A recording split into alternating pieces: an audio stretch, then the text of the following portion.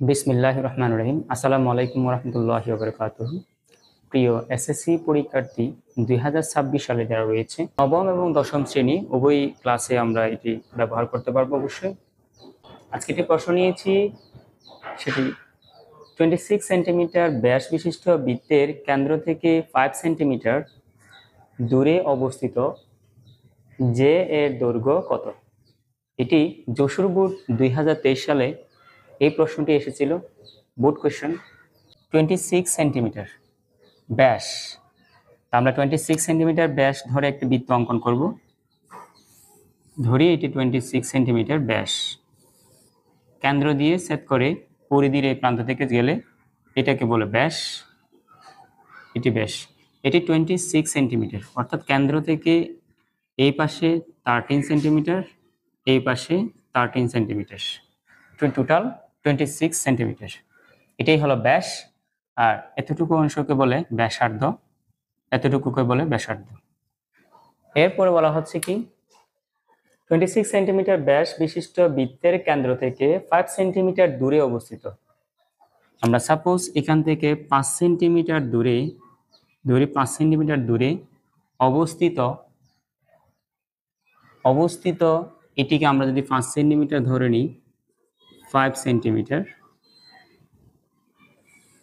J এর দৈর্ঘ্য কত আমাদের বের করতে বলছে। এটাই যদি আমরা যেটাকে যদি এ বি ধরে নিই, এটা এ বি জে, আর কেন্দ্র হচ্ছে উ, আর হলো ব্যাস হলো সিডি, ব্যাস হলো সিডি। এখান থেকে আমরা মানটি বের করব। এখান থেকে বের করার জন্য আমরা চাইলে এই কেন্দ্র থেকে উ থেকে এ পর্যন্ত আমরা একটা ব্যাসার্ধ অঙ্কন করে নিতে পারি।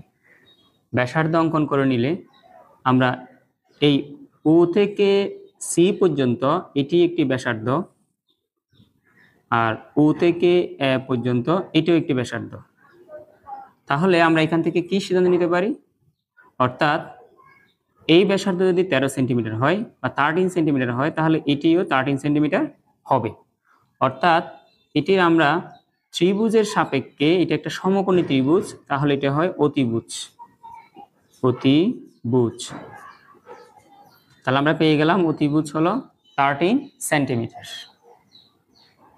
আর ও থেকে এইখানে আমরা যদি এটাকে যদি আমরা এইচ ধরে নিই, তাহলে উ এইচ হলো লম্ব, আর উ এইচ এটাকে আমরা লম্ব হিসাবে কল্পনা করলে লম্ব এটি হলো 5 সেন্টিমিটার, অর্থাৎ 5 সেন্টিমিটার।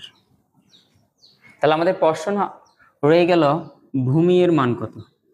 এটির জন্য আমাদের মনে রাখার বিষয়টা হচ্ছে, আমরা যে এই ফর্মুলার সাপেক্ষে খেয়াল করি, তাহলে আমরা এখানে অতিভুজ পাচ্ছি 13 সেন্টিমিটার বা 13 সেন্টিমিটার। তাহলে আমরা ভূমি মানে হচ্ছে আমাদের এ এইচ ভূমি। তাহলে আমরা পাচ্ছি অতিভুজ হচ্ছে উ এ স্কোয়ার মাইনাস লম্ব হচ্ছে উ এইচ, অতিভুজ হচ্ছে উ এ আর লম্ব হচ্ছে উ এইচ স্কোয়ার। তাহলে উ এর মান হচ্ছে আমরা জানি 13, এটা হবে স্কোয়ার, আর উ এইচ এর মান হচ্ছে 5 হবে স্কোয়ার। তাহলে আমরা এই দুটিকে যদি স্কোয়ার নিয়ে আসি, 113, অর্থাৎ 13কে স্কোয়ার করলে 169, এরপর এখানে স্কোয়ার করলে 25।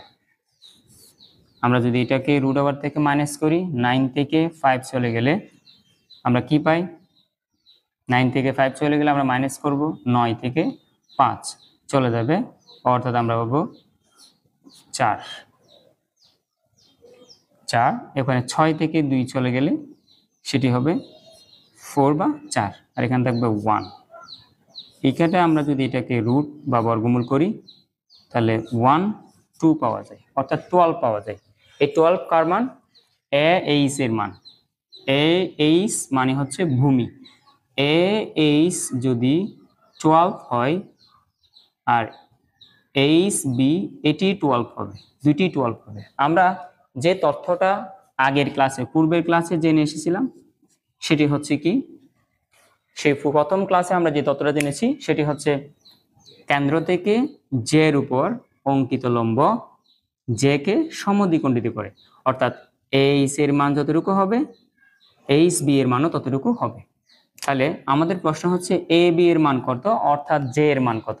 তাহলে আমরা এখানে পাচ্ছি 12 প্লাস 12 ইকুয়াল টু 24 সেন্টিমিটার। তাহলে আমাদের অপশনে 24 সেন্টিমিটার ঘ অপশনটি রয়েছে, তাহলে আমাদের সঠিক উত্তর হবে এটি। আশা করি আমরা বুঝতে পেরেছি। আমরা আস্তে আস্তে স্লো মোশনে আপনাদের বোঝানোর চেষ্টা করছি, তো না বুঝলে পুনরায় আবার রিপিট করবেন ভিডিওটা, আশা করি বুঝে যাবেন। এরপর যদি কোনো প্রশ্ন থেকে থাকে অবশ্যই কমেন্ট বক্সে প্রশ্নগুলো করতে ভুলবেন না। ধন্যবাদ, আবার দেখা হবে পরবর্তী ক্লাসে। আসসালামু আলাইকুম ওয়া রাহমাতুল্লাহি ওয়া বারাকাতুহু।